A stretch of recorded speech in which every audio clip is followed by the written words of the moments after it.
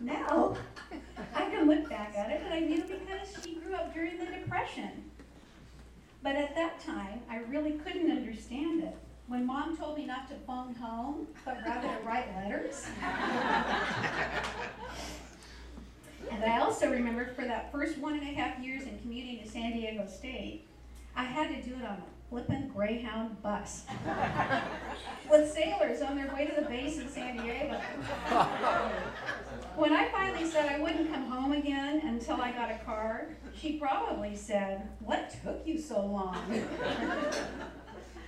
Yes, she was teaching me independence, how to fly with wings, and giving me the strength and the confidence to do that. Now, my mom was such a lovely woman, beautiful, joyful, and oh so much fun to be with. You all know that. You've had those times with her. When I met and fell in love with Ted, she was so happy for me, and especially allowed me that opportunity to plan my own big fat Greek wedding. I recently found a file that she had kept over all these last 40 years with all the receipts from my very special day. To tell you the truth, I was pretty blown away. Dress, $147. Shoes, $10. Band, $170. Dinner, $1,400. Now this was for 225 people. Some of them were there. Marge, planning a wedding, priceless. She knew she was, and I want to say to Teddy, she was a wonderful mother-in-law, wasn't she, honey? Absolutely. She was the best. She knew when to keep her mouth shut. She was at every family gathering and went over the moon when she became a grandmother to our children, Nick, Alexis, and Stephanie. She shared so many of their interests over the years, and as well shared almost every holiday and special occasion with us. Nick married Danella just a few short months before she had her stroke. And it was only a few months after her stroke that we were blessed to find out that Nick and Danella were expecting their first baby. And it was then that I began to fully appreciate that along with great joy, great sorrow rounds out the circle of life. In the midst of her slow recovery and the realization that her life was forever changed, Mom was thrilled with the news and was doubly blessed to come to know her two great-grandsons, James and Jack. She lit up whenever they came to visit her, and she knew even greater joy because they had come into her life. She knew all of our dearest friends, so many of you here today. Thank you so much. It touches our hearts more than you can know. She loved you all, and I know that you loved her too.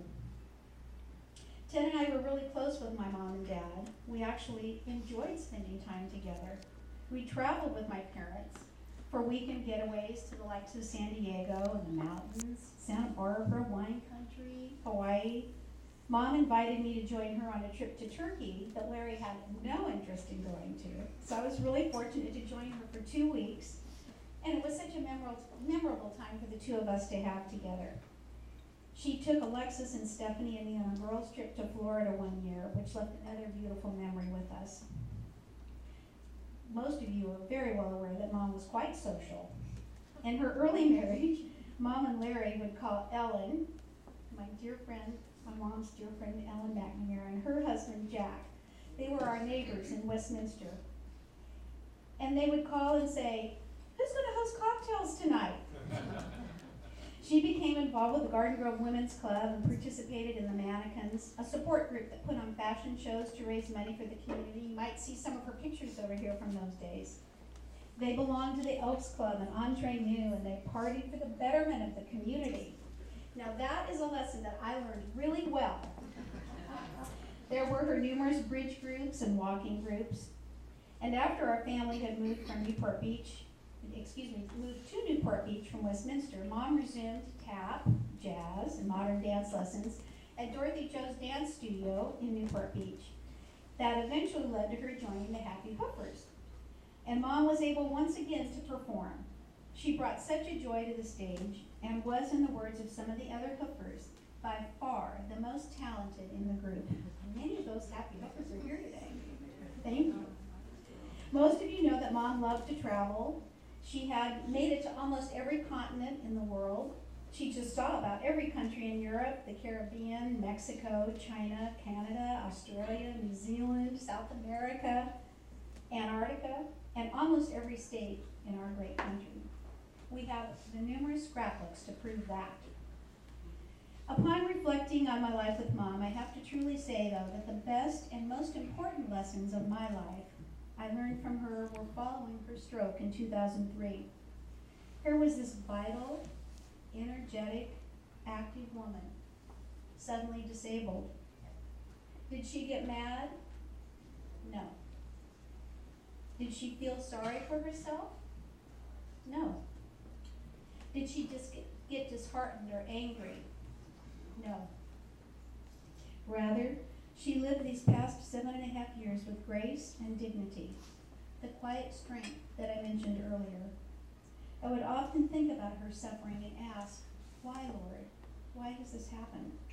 Until I finally recognized that our suffering is in this life. Mom taught me that life without sorrow isn't as full. Joys are all the more meaningful when we learn to embrace the sad and difficult circumstances of our life and to live our lives with grace and dignity. I am blessed that I had these past years with her to learn this most important lesson, and I know she is in a place of light and love where there is no pain and no suffering.